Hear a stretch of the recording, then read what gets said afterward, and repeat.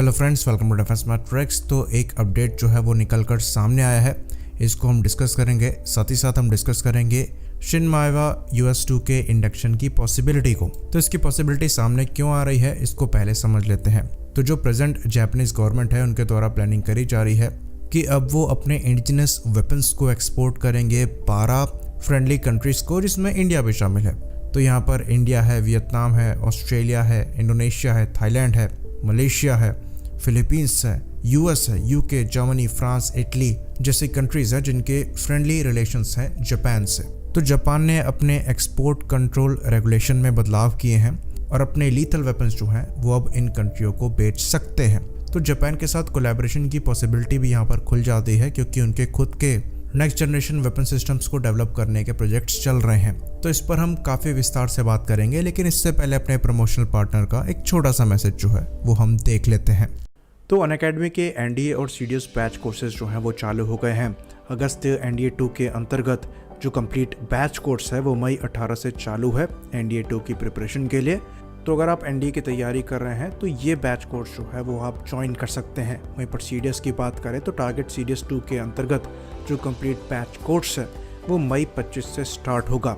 तो अगर आप CDS की तैयारी कर रहे हैं तो target CDS 2 batch course join कर सकते हैं। ये बात आपको बता दें कि यहाँ पर हमारा रेफरल कोड मैट्रिक्स10 यूज़ करने की वजह से 10% डिस्काउंट इंस्टेंट आपको इनके बैच कोर्सेज में मिल जाएगा। और अगर आप SSB की तैयारी करना चाहते हैं तो इसका भी बैच कोर्स जो है वो मई 25 से चालू हो रहा है। और यहाँ पर आपको गाइडेंस मिलेगा काफ़ी एक्सपीरियंस्ड रिटायर ऑफिसर्स का, जो कि आपको वैल्यूबल गाइडेंस दे सकते हैं ताकि आप अपने SSB इंटरव्यूज़ को क्लियर कर पाएँ। तो जितने भी बैच कोर्सेज को हमने डिस्कस किया, इनमें आपको 10% डिस्काउंट मिल जाएगा हमारा रेफरल कोड मैट्रिक्स10 को यूज़ करने के बाद। जितने इंपॉर्टेंट लिंक्स हैं वो आपको डिस्क्रिप्शन में मिल जाएंगे। तो आपकी तैयारियों के लिए बेस्ट ऑफ लक। तो जापान के अपने वेपन एक्सपोर्ट रेगुलेशन में फेरबदल करने की वजह से कई नई पॉसिबिलिटीज़ जो हैं वो निकल कर सामने आई हैं। तो फ्यूचर में हम कई कोलैबोरेशन जो हैं वो एक्सपेक्ट कर सकते हैं। साथ ही साथ कई ऐसे जापानीज़ वेपन्स हैं जिसमें इंडियन मिलिट्री ने अपना इंटरेस्ट पहले से दिखाया हुआ है। तो अब उनके साथ इन वेपन्स को एक्वायर करने के लिए जो नेगोशिएशन है वो और आसानी से हो सकेगा। तो अगर आपको याद हो, इंडियन नेवी इंटरेस्टेड थी जापान से शिन माएवा US2 एयरक्राफ्ट को एक्वायर करने के लिए। और खाली इंडियन नेवी का ही नहीं, यहाँ पर इंडियन कोस्ट गार्ड का भी इंटरेस्ट था।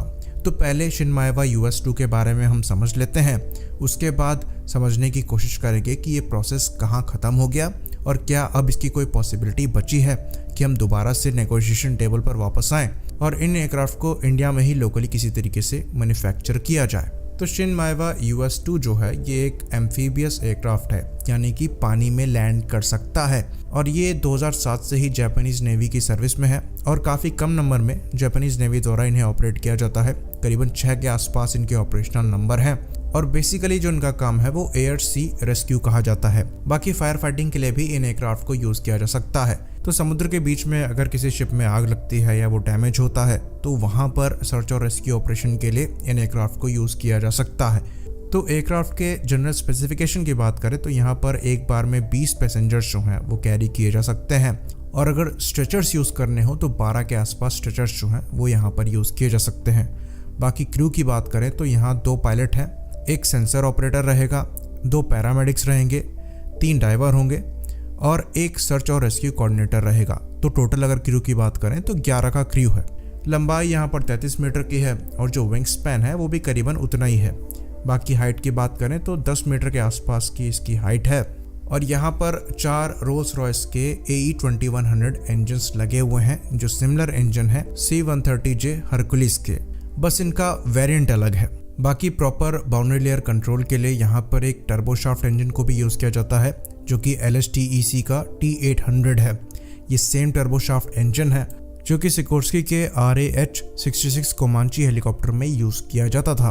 बाकी सी प्लेन की जो मैक्सिमम रेंज है वो 4700 किलोमीटर्स की बताई जाती है। इसकी जो मैक्सिमम स्पीड है वो अराउंड 550 किलोमीटर के आसपास की है और ये आराम से 6000 मीटर की ऊंचाई पर 480 किलोमीटर पर आवर की स्पीड पर क्रूज करने में सक्षम है। बाकी अगर इसके टेक ऑफ डिस्टेंस की बात करें तो पानी में खाली 280 मीटर के लेंथ में टेक ऑफ करने में सक्षम है और 330 मीटर की लंबाई में लैंड भी कर सकता है। वहीं पर अगर ग्राउंड में लैंडिंग करनी होगी तो 490 मीटर का टेक ऑफ डिस्टेंस चाहिए और लैंडिंग के लिए जो डिस्टेंस चाहिए वो करीबन 1500 मीटर के आसपास का चाहिए। और ये लोडेड कंडीशंस में बात कर रहे हैं तो परफॉर्मेंस जो है वो काफ़ी ज़्यादा अच्छी है।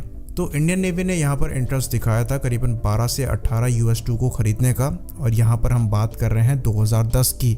इस बात को 12 साल हो चुके हैं। तो उस टाइम पर करीबन 12 से 18 एयरक्राफ्ट को खरीदने की बात चल रही थी करीबन $1.65 बिलियन में। साथ ही साथ यहाँ पर इंडियन कोस्ट गार्ड ने भी इंटरेस्ट दिखाया था। तो तब भी यहाँ पर कोशिश करी जा रही थी कि लाइसेंस अग्रीमेंट के अंतर्गत इन एयरक्राफ्ट को इंडिया में ही मैन्युफैक्चर किया जाए, जिसकी वजह से जो टोटल कॉस्ट है वो 25% और कम पड़ता।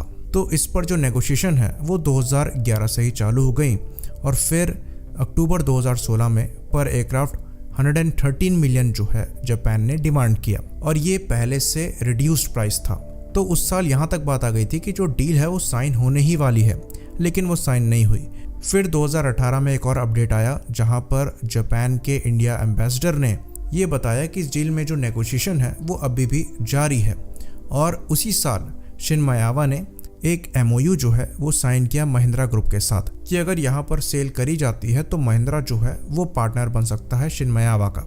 फिर इस पर जो रिपोर्ट्स हैं वो आना बंद हो गई। 2019 में एक अपडेट आया कि इंडियन नेवी जो है वो इन एयरक्राफ्ट को अभी खरीदना नहीं चाहती है, क्योंकि बजट कंस्ट्रेन होने की वजह से नेवी ने एक प्रायोरिटी लिस्ट जो है वो तैयार करी है, और ये जो एयरक्राफ्ट हैं वो प्रायोरिटी में ऊपर नहीं आते हैं। तो यहाँ पर जो मेन रीज़न बताया गया था इस डील को टालने का वो बजट कंस्ट्रेन था, और उस समय ये बात सुनाई दे रही थी कि जो जापानीज गवर्नमेंट है वो फाइनेंशियल ऑप्शंस को लेकर दोबारा से इस पर काम कर सकती है, ताकि इंडियन नेवी को इन एयरक्राफ्ट को परचेज करने में आसानी हो।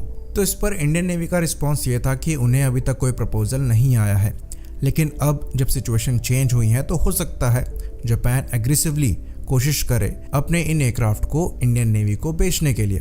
बाकी सबमरीन्स को लेकर भी यहाँ पर बात हो सकती है, क्योंकि जापान द्वारा पहले भी पार्टिसिपेशन किया गया था प्रोजेक्ट 75I के अंतर्गत जो सबमरीन इंडिया में बननी थी उनके लिए। बाद में दूसरी कंट्रियों की तरह जापान ने भी यहाँ से विड्रॉ कर लिया था।